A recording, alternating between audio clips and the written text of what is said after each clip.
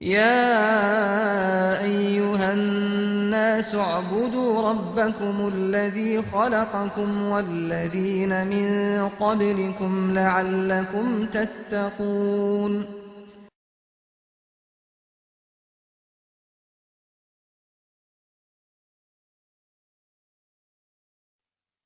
بني الإسلام على خمسة أركان في الدين: صوم وصلاة وزكاة حج والشهادتين. أعوذ بالله من الشيطان الرجيم. بسم الله الرحمن الرحيم. الحمد لله رب العالمين والعاقبة للمتقين ولا عدوان إلا على الظالمين والصلاة والسلام على رسولنا محمد وعلى آله وأصحابه أجمعين. أما بعد. Esselamu Aleyküm ve Rahmetullahi ve Berekatuhu.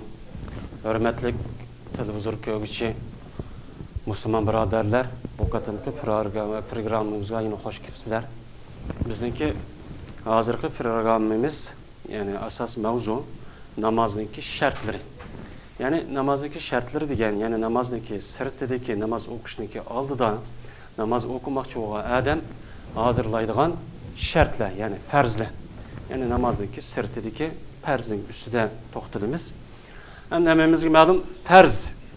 Yani bir mümin Müslümana nispeten bir işniki farz bo'lishi u Qur'on ve Peygamber sallallahu aleyhi ve sellem'ninki meşhur hadisleri ya mutavatir hadislarda sabit olgan. Muşunda bir ahkamni biz onu farz deymiz. Yani farz ne? Bu bir mümin Müslümana nispeten nayet muhim bo'lgan bir amal bo'lgan bo'ladi. Eğer o farzni o adam qilmagan bo'lsa, o adamninki cho'ng bir gunoh, ma'siyat o'tkazgan bo'ladi. Hem eğer o adam müşta bir faoliyat namazga bir narsa bo'lgan bo'lsa, shu namozni eğer farzini tark etib qolgan bo'lsa, namoz olmaydi. Yani farzigan bu. Biz endi namoz o'qigan bo'lgandan keyin namozninki o'qishniki oldidiki, yani namozniki sirtidiki farzniki ustida to'xtalamiz hozir. Namazniki sirtidiki farz mana 7 xil farzi var. Mana bu farzniki sabit bo'lishi, farzga berkitilishi mana Qur'oni Karim hem Peygamber sallallahu aleyhi ve sellem'ninki hadisidan mana sabit bo'lgan. Biz shuni qarab mana bu farz bo'lgan bo'ladi. Endi bu farzniki birinchisi niyat. Yani bir adam men namoz o'qiyman degan adam jazman o adam bir niyat qilish kerak. Niyat qilgandiki, anadaki bu adam namaz o'qigan bo'ladi. Mesela niyat qilmay o adamning ko'nglida mesela niyat qilishga hech qanday bir ko'ngil ko'chirish yo'q. Bu orqali bunda bir o'qib qo'ysa namoz olmaydi. Yani niyat qildi degan gap, o adam mesela peshin vaqti bo'lay dedi. Hozir peshin o'qimoqchi ya bir ozdan keyin deyli yoki namozga o'qimoqchi bu adam ko'nglida men peshin o'qiyman deb tarif oldi, mana deb bu niyat degan u endi. Endi bu niyatga qarag'an vaqt o'zida niyat men shunda ko'ngil ko'chirish bu en muhim. Çünkü Peygamber aleyhissalatu vesselam'ın hadisinde innamal a'malu binniyat degan hadisi var. Mana mushu hadis asosan namoz o'qigan odamniki namoz o'qigan vaqtning o'zida namoz o'qishniki oldida mana namozniki sirt ne bo'lgan bo'ladi, farz bo'lgan bo'ladi. Buni bir niyatchi qilish kerak. Endi niyatniki nemasi kelgan vaqt o'zida niyat eng yaxshisi, yani o adam ko'ngil ko'chirsa bo'ladi, ko'ngil ko'chirib uni tilga deyishniki bir hojati yo'q. Ammo o adam unda qilmay ama talaffuz qilish orqali mesela niyat qildim o'tarman deb bunda bir niyat qilish orqali desima uningki hech qanday bir tarifi yo'q. Ammo bu ba'zi bir olimlarimiz, ya'ni Payg'ambar alayhisolatu vasallamniki davrida niyat qildim deydigan bir narsa yo'q tursa bu desa bid'at deydigan bir ko'z qarashim bor. Ya'ni niyatniki asosi nemasi, ya'ni ko'ngilga men falon namozni o'qiyman, fukun namozni o'qiyman deyish. Mana bu deyish hamda bu bir odamga nisbatan farz bo'lgan bo'ladi. Shuning uchun yani bunda bir hamma odam shuni bilib kelsa shunday bo'ladi, ammo ko'p odamlarimizga qarag'an vaqt o'zida shunday namozniki qoidasini, ham farzini, ham niyatini o'rgatish bu bir qadar yaxshi. Shuning uchun u odam endi niyat qildim degan gapni ko'ngli ko'chirgandan boshqa agar u odam tilla desa, bu mu bo'ladi? Hech qanday bir nemasi yo'q. Mesela niyat qildim o'tiraman deb bu en afzal deb qaraladi. Ama demisimi, yani tilida demay, ko'nglini ko'chirib namozning oldiga o'qiyman deb kelgan vaqt Allohu akbar deb namoz o'qisa, namozi kifoyam durust bo'laverdi. Hem shuningdek hamda niyat qismi umi bo'ladi. Niyat qilganligi bir qadar talaffuz qilish orqali mana qilganlar ba'zi olimlarimiz sal yaxshiroq deydi, ba'zi olimlarimiz dimisi bo'ladi deydi. Ya'ni bunida cho'ng bir nemisi yo'q endi. Deyish demaslik, ammo uni ko'nglimizni ko'chirib, uni qalbimizda namoz o'qiyman deyish bu bir odam uchun, ya'ni namozniki, farzniki biri. Ikkinchi xil farz u namoz o'qiydigan odamniki namozniki vaqti farz. Ya'ni har bir biz o'tganda to'xtaldik, har bir namozniki muayyan shu 24 soatning ichida, ya'ni bir kech kunduzniki vaqtning ichida qaysi namozni qaysi vaqtda o'qiydiganligimiz, qanday vaqtda boshlab, qanday vaqtda tugaydiganligi men o'tgangi darsda deyildi. Mana mushunga asosan har bir namozniki shu vaqtida o'qishimiz u bir farz. Ya'ni vaqti farz. Masalan, bomdatdiq, shu bomdatninki shu yili tong otgan vaqtdan tortib kun chiqqan orliqda bo'lgan orliqniki hammasi mana bu vaqt shu bomdat namoziga vaqt bo'ladi. Mana bu vaqt shu vaqt keldi, shu namozniki u odamniki gadining o'qish farz bo'lgan bo'ladi. Ya'ni bu namozning sirtidagi ikkinchi farz bu vaqt. Endi vaqt masalan qanday bo'ldi? Ya vaqtniki o'zi hozirgi davrimizdek vaqtniki belgilash nemisida u odam o'zi soat mesela yaşavatgan yerde saat neyim bu saat arkalı belgilisi bo'ladi yoki bo'lmaydi masjidniki azoni orqali buni qarab namoziga vaqti kirganlik ham chiqqanligini buning uchun o'qiladi. Endi namozniki vaqtida o'qishniki o'zi mana u namozdagi farz shu bo'ladi. Mesela bomdod farzi tong otganda tortib kun chiqqanga orliqda bo'lgandan keyin agar u odam u namozni shu orliqda o'qimagan bo'lsa, namozni o'z vaqtida o'qimagan bo'ladi, bu gunoh. Ya'ni xato bir gunoh, ma'siyat o'tkazgan bo'ladi. Ya'ni gunoh kabira o'tkazgan bo'ladi. Ya'ni bundaq vaqti o'zida, ya'ni har bir namozdagi vaqtini aynini tepib namoz o'qish, ya'ni vaqt bu odam uchun farz bo'lgan bo'ladi. Shuning uchun namozningki vaqti namozning sirtidagi bir farz bo'lgandan keyin buni alohida diqqat qilishimiz kerak. Ikkinchi xil farz mana namoz o'quvchiniki badaniniki pokiz bo'lishi. Namoz o'qimoqchi bo'lgan odam namoz o'qigan odamniki badani, ya'ni biz tahorat oldik. Endi tahorat olgandan boshqa, masalan, o'tganda tahorat bobida tahoratni qanday elish va uniki farz sunnatlarining usul to'xtaldik. Endi bu tahoratni pokiz ep bo'lgandan boshqa u odamniki, masalan, tahorat oldik, uni muayyan a'zo o'rinlarni juymiz.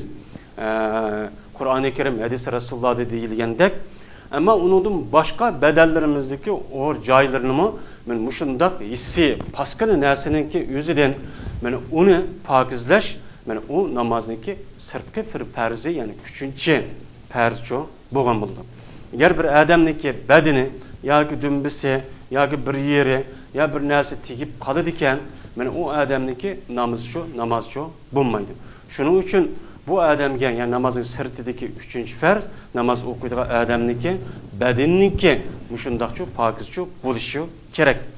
Yana buning uchun nima qilna deymiz desa, payg'ambar sallallohu alayhi vasallamning hadisida tanazzahu minal bawl fa inna ammatal azabil qabri minal bawl degan bir hadisi var. Sizlar suydikda pokiz bo'linglar. Nima qiladi deganda kabirde bo'lgan azapniki ko'pinchisi mushu suydikdan, ya'ni pokiz najosatdan bo'ladi degan. Anda bo'lgandan keyin qabirdagi azapniki azap bo'lishdagi bir sababi mana paskin narsadan iborat bo'lgan suydik bo'lgandan keyin men mushu hadisga asosan namoz o'quvchi bo'lgan odamningki badanniki jazman pokiz bo'lishi, ya'ni hissi moddiy mundaq bir najosat bir narsa pokizchi bo'lishi kerak. Shuning ichidan shu badanimiz mesela ko'rinib turadigan suydik, aroq va undan boshqa endi deganlardek bundan bir narsa pokiz bo'lishi kerak. Pokiz bo'lgandan boshqa yine badanimiz purab turadigan bundan bir holatda unda o'sishi bo'lmaydi. Ya'ni biz namoz o'qiymiz deb shu namoz o'qigan vaqt o'zida, shu namoz o'qilayotgan vaqt o'zida biz shu namozning ustiga keldikmi, Allohning oldiga, ya'ni kelgan bo'lamiz, atrofimizda farishta va farishta bizni davomli kechimi kunduz arilmaydi. Ana o'g'andaki namoz o'qigan odamniki badanimi shuna pokiz, shundaq attir, nihoyat xushpuroqchi turib boshindaq ketishi kerak. Bo'lmasa, ya'ni purab turadigan men pokizdim deb badani jummaydigan har xil sesiq puroq bundaq bir fıraptığa vaxtı okuğan namaz degendek muvaffaqçı bulmaydı. Endi o mesela gende yoki tezak degandek bunda bir moddiy paskin narsa sug'ishib qolsa bedenge hergiz namaz o'qisak o namaz bo'lmaydi. Mesela shunda bir yer bo'lib qolgan vaqt o'zida mesela suv yo'q. Suv yo'q vaqtni o'zida qanday qiladi? Agar o bir beden, bir a'zoninki ma'lum bir qismi, mesela 3'ten 1 yoki yarmidagidek ya 3'ten 4'si yoki 2'si deganda mana paskin bo'lib qolgan vaqt o'zida bir fokus qilgan bir omil ya suv bunda bir narsa yo'q bo'lsa, o'chog'imizda undaqcha o'qiymiz endi. Unda hech qanday bir nemamiz yo'q, chunki namozni vaqtida o'qishimiz biz uchun u farz bo'lgan bo'ladi. Endi 4-farz namoz o'quvchi bo'lgan odamningki, kiyimininki pokizcha bo'lishi kerak. Namoz o'qiydigan odamningki kiyimi pokiz bo'lmasa bo'lmaydi. Qur'oni Karimda Alloh taolo vasiyabaka fatahir degan mush oyatni mana Alloh taolo Qur'oni Karimda degan, Muhammad alayhisolatu vasallam sening kiyiminglarni sen nima qilgan paskin narsadan pokizcha tutgan degan. Unda o'g'andan keyin namoz o'qiydigan odamningki jazman kiyimi pokizcha bo'lishi. Buningda masalan suydik, nijosat, mushunda bir narsaniki tegib qilishidan saqlanishi kerak. Agarda o odamniki mushunda kiyimlarga mushunda bir narsa tegib qolibdi, nijosat tegib qolibdi yoki bir narsa tegib qolibdi, bu qanday qiladi? Agar o odamniki shu suv bo'lgan bo'lsa, shu narsani yuvish orqali, mana biz o'tganda tahorat bobida nijosatni qanday yo'q qilish bobida biz u yerda to'xtaldik. Mana shunda bo'lib qolgan vaqtida u odam suvni akirib, uni yuvmasicha bo'lmaydi. Yuvish orqali uni chiqarish kerak. Chiqarib anadagi yo'q qolgan vaqtida anadagi u kiyim bilan namozchi o'qiydi. Bo'lmasa durust bo'lmaydi. Xo'sh, davomli masalan suydik tegib qolgan, u ish tegib qolgan, bu ish tegib qolgan bunda bir ishlar bo'ladi. Bo'lgan vaqtida endi uni yo'q qilay desa, masalan suv yo'q. Suv yo'q vaqtida qanday qiladi u odam? Bunida endi agarda u odam ya'ni kiyim deganligining o'zidan kiyimning pokiz bo'lishi degan, masalan bizning uchimizdagi masalan chapan, ko'ynak, ishtallar bo'ladi. Bizga nisbatan bu chapan bir kiyim. Ama shar'iyda ya'ni kiyimning pokiz bo'lishi degan, masalan chapanimizniki ikki kiyim bo'lgan bo'ladi. Ikki oldi, ikki pocha, ya'ni ikki kiyim bo'lgan bo'ladi. Oq taraf ikki pocha bo'lgandek ikki kiyim bo'lgan bo'ladi. Agarda bu odamniki kiyimi paskinib ketdi. Paskinib qolgan bo'lsa, agar o odamniki kiyimi shu 4'ten 1'gichilik paskinib bir passi, mana pokiz buna bo'lgan bo'lsa, u odam men osh kiyim bilan namoz o'qiyverdi. Endi suv yo'q bo'lgandan keyin o'chan o'zida u odam u namozini qayta iyodachi qilmaydi, namoz bo'laverdi. Endi unda bo'lgandan keyin u odamniki yalang'och holatda kiyimni savatib, o kiyimi paskinib ketibgan deb, mana bunda bir holatda namoz o'qisa, bu namozicha bo'lmaydi. Kim yalang'och turib o'qish qat'iy durust emas. Osh kiyimniki masalan 4'ten 1 deydi. Mana 4'ten 1 agar pak bo'lsa, ya'ni 3 yashisi paskin ekan. Bu odam juyay desa suv yo'q, ya bir narsa yo'q, ya o'g'laysi yo'q. Namoz vaqti kelib qolgan, tartiba, mana undaqchaning o'zida bu odam shu namozda shu kiyim bilan namoz o'qiyversa bo'ladi. Unidagi o odam o'qigan u namozini qaytadan men shundoq voy men undaq o'qib qo'yibdiman deb qaytadan iyoda qilish u odam uchun bo'lmaydi. O'qiyversa bo'laverdi. Ya'ni kiyimniki mana shu yalaqa yepishniki mana nim bo'lishi farz bo'lishi bu. Endi bilsamda 5-si namoz o'qigan odamniki o'rninniki namoz o'qiydigan joyiniki pokiz bo'lishi kerak. Biz ham namoz o'qidik.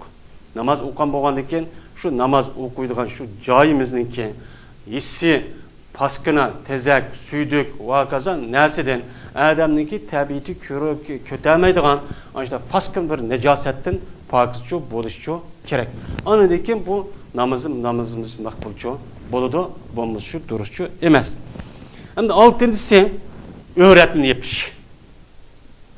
O'ratni yepish mana bu odamga nisbatan nima u namozniki, men tashqi farzniki 6-si mana o'ratni yepish bo'lgan bo'ladi. Mana kishiga nisbatan o'rat joy, mana shu kindikniki ostidan tortib, mana kindikdan boshlanadi. Shu tizniki mana ostiga kelishli bo'lgan orliq mana bir odamga nisbatan, kishiga nisbatan o'rat joycha bo'ladi endi. O'rat joy bo'lgandan keyin agar bir odam shu kiyimi bor turg'ilgan bir bir adamning yo'tisi uchiq qoldi, ikkindininki tahti ozroq uchiq kirib, bunda namoz o'qisa, uchiq qolgan holatda bu odamniki namozchi bo'lmaydi. Shuning uchun o'rat joyi bu kishiga nisbatan bunda bir joyning uchiq qolishi qattiqcha durustchi emas. Ayollarga nisbatan o'rat joyi ayollarning badanining hamma yeri o'rat. Ammo shuning ichida yuzi, qo'li va qo'liniki shu mana olqini deganidek mana shu beg'ish nemisi bu tarafi o'ratchi emas. Yana birisiga putiniki, ushg'iniki tahti. Mana buni da o'ratchi emas. Mana bu joylar uch holatda namoz o'qisa bo'laverdi. Ammo o'chaning o'zida ayollarniki butun badani hammasi o'rat bo'lgan ekan, o'rat joyini pokiz nima qilib, yepib, mushdan namoz o'qishi o odamga, ya'ni o ayolga nisbatan farchi bo'lgan bo'ladi. Har qanday bir qiz bola, ayol balog'at yetgandan keyin mana mushu o'rat joylarini mana g'ayri, ya'ni mahram bo'lmagan odamniki oldida mushdan yepish o ayolga, qiz bolaga nisbatan u farz. Agar uch holatda uni bo'lgan bo'lsa, bu haromchi bo'ladi. Endi bu kiyimni yepish mana farz, ya'ni o'rat joyini yepish farz bo'ldi, chunki Qur'oni Karimda Alloh taolo mana xuzu zinatakum inda kulli masjidin degan oyatga asosan ya ayyuhallazina amanu degan oyat var. Mana bu oyatga asosan namoz o'qish vaqtida o'rat joyini zinat va narsa bilanki, ya'ni kiyim bilan mana shunday yepib, shunday namoz o'qinglar. Har qanday namoz o'qigan joyda, namoz o'qish vaqtida degan Alloh taolo shuning asosan biz mana o'rat joylarimizni yepishimiz uchun farz. Endi bu o'rat joy hamda yepish farz bo'lgandan keyin ayollar ham erlarga nisbatan o'rat joy muayyan bo'ldi. Endi bu kiyim masalasi hamda. Kiyimni qanday kiyimda namoz o'qiymiz? Mana ba'zi aslida imkon bo'lsa biz ya'ni chiroyli kiyim bilan namoz o'qishimiz kerak. Shunga Hasan payg'ambar alayhisolamningki bir hadisida shu yiliqi payg'ambar alayhisolamningki navrisi bo'lgan Husayn roziyallohu taolo anhu shuna deydi. Şu zat yani devamlı namaz okusa en chiroyli bir kiyimni kiyib, shunda kiyib baxmagan kiyimni kiyib namoz o'qiydi ekan.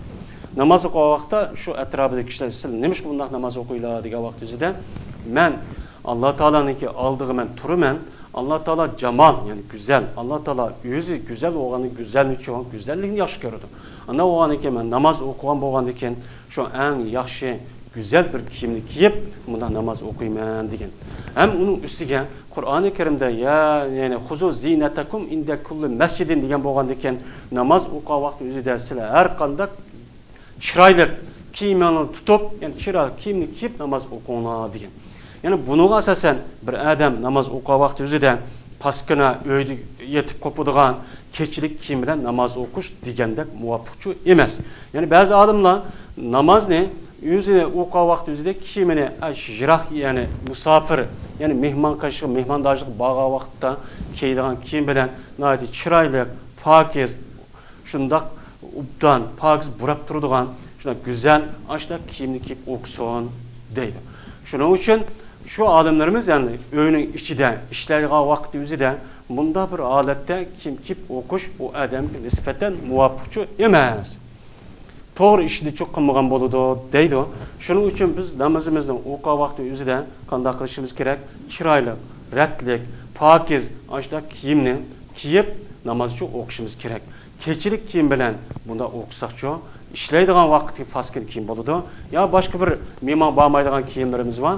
Mana unda vaqtda o'qish, mana bu namozga nisbatan deganda muvofiq bo'lmaydi. Ammo unda o'qisa bo'laverdi, chunki o'ratni joyini yoqdiq, namoz bo'laverdi. Ana u bo'laverdi, lekin namozni yana tahim obdan o'qishimiz uchun jazman biz o o'rat joylarimizni yopadigan va undan boshqa yopadigan shu kiyimlarniki eng muvofiq, chiroyli, go'zal obdan kiyimni kiyib o'qishimiz uchun kerak. Kiyimni kelgan vaqtning o'zida kiyim bir qadar tarchu bo'lmasi kerak. Agar u odamga nisbatan u tar kiyimda boshqa kiyim yo'q. Masalan, a'zolari mushta bo'linib qolganda bunda bir tar kiyimni kiyib o'qisin bo'laverdi. Ammo boshqa kiyim bor turib unda vaqtda namoz o'qish degandek, ya'ni o'rat joyini ya'ni yapmagan bo'ladi bu degandek ubdanchu ishchi emas. Shuning uchun shu kiyimni kelgan vaqt o'zida kengirrak bir qadar har joyimizni nish qanabini bilmagidek bunda bir holatda o'qish kerak. Endi namoz bu kiyim kelgan vaqt o'zida mana shu shaklda o'qishimiz eng muvofiq bo'lgan bo'ladi.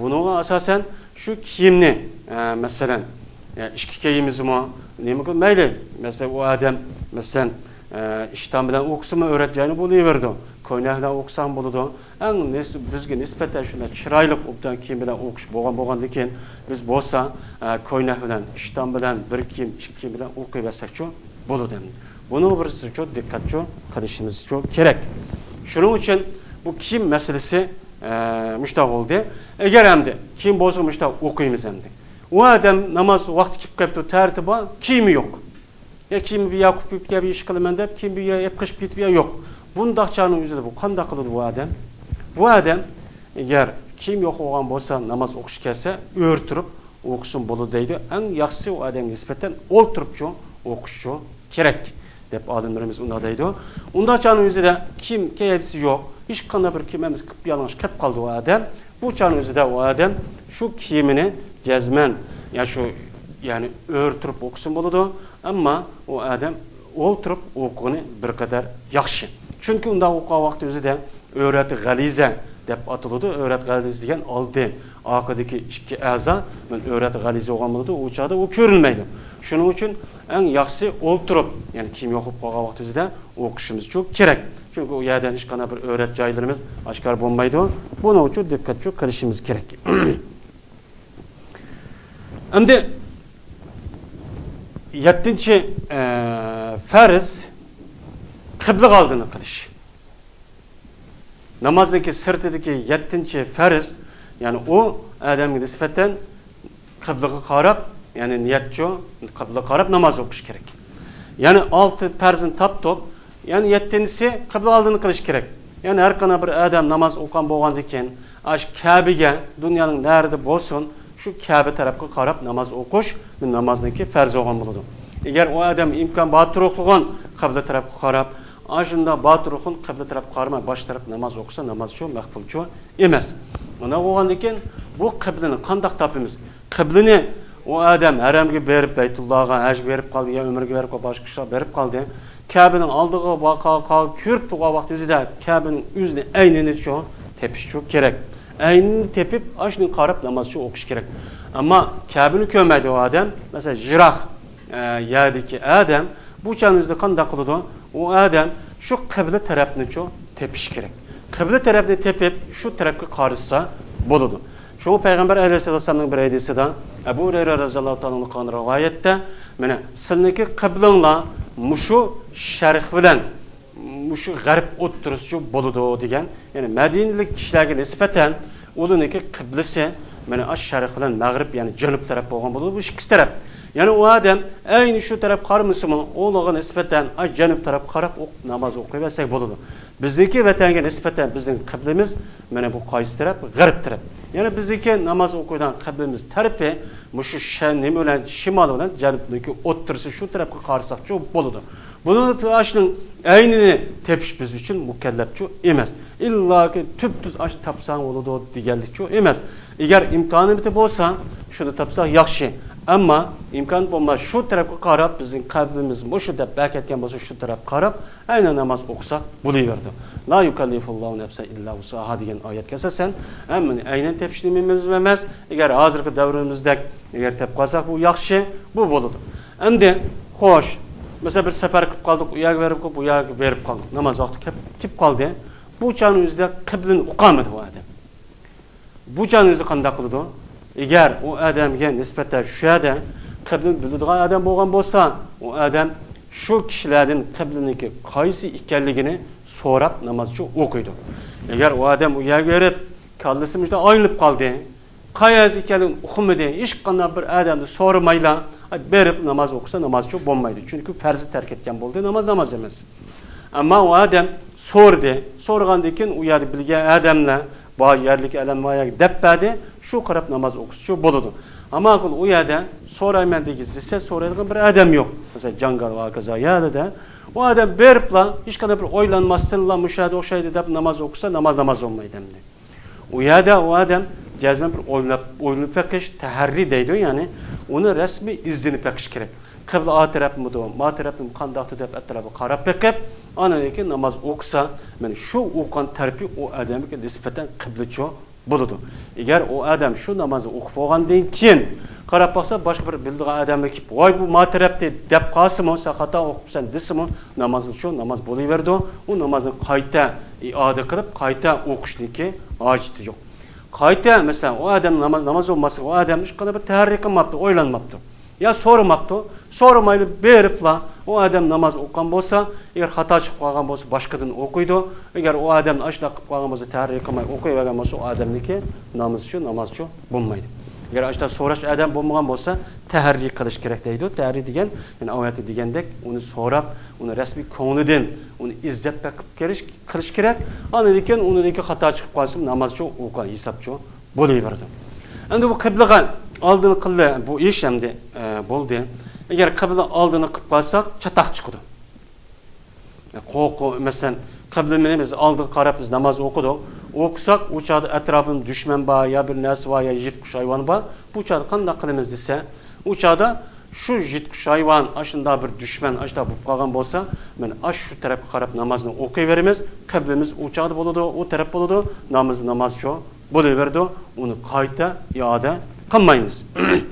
Endi namoz o'qidik, namoz o'qigandan keyin u namoz qarab baksak, u namozni ash tahrik qildik, yoki so'rdik, yoki nima qildik? Tahrik qildik. Ya'ni o'ylandik, atrofni bitta so'raygan adam yo'q. Bucha o'qidik bir taraf qarab, andan ikkinchi bir adam kelib, "Voy bu qibla matraf" debdi. Degan vaqt o'zida darhol namozni buzmay shu tarafga qarab aylanib shularniki diginiga qarab namozchi o'qiveramiz. Buning bilan namozchi bo'laverdi. Hech qanday buningda hech qanday bir xatolik nemisi yo'q. Shu odam o'zining bo'yini qilib aylanib, masalan, o odam masalan shimol qarab namoz o'qibdi ekan. Masalan, bir yer beribdi, bir taraf qarab namoz o'qibdi. Voy, bir odam kelibdi. Kelgandan keyin sen namozni sen janub yoki qibla emas, janub tarafga qarab nuqas orqan qara, qibla o'ng taraf yo sol tarafga debdi, yo orqani debdi. Degan bo'lsa bu gapni anglagan hamma bu odam darhol shu tarafga yuzilib o'qishi kerak. Agar ash gapni anglab turib o odam yo'q deb turib olsa, o'chada burun so'ramabdi ekan. O'chani bilgan odamni, o yerlik odamni kipdi. Ana debdi desimi o odam namozni o'qimay, ayyoqmish degan bo'lsa, o'chada o odamniki namozchi bo'lmaydi endi. Endi bu odam qiblaniki masalasi shuning bilan tugidi. Ya'ni namozniki sirtidagi 7 farz shuning bilan tugidi. Namozni o'qishdan burun jazman bu odam bu 7 farzni oldin ola hozirlab uni bekitish kerak. Andan keyin namoz o'qiyman deb keladi. Namoz o'qiyman deb kelgandan keyin anadagi 7 farzni, 7 shartni qilib bo'lgandan keyin namozga kelsa, u namozchi bo'ladi. Agar buni qilmay turib o odam birisini qilmabdi, yo uni hech qanday nima yo'q ekan, buning farzni tark etgan bo'ladi. Buning bilan o odamniki namozchi bo'lmaydi. Shuning buning uchun diqqat qilishimiz kerak. Bizniki bu qatimki darsimiz mushagichilik bo'ldi. Endi bir qator ko'rish kishilik har birlarini Allohga omonat qildik. Va oxiru da'vana alhamdulillahi robbil alamin va sallallohu ala xayri xalqi Muhammadin va ala alihi va ashabihi ajma'in.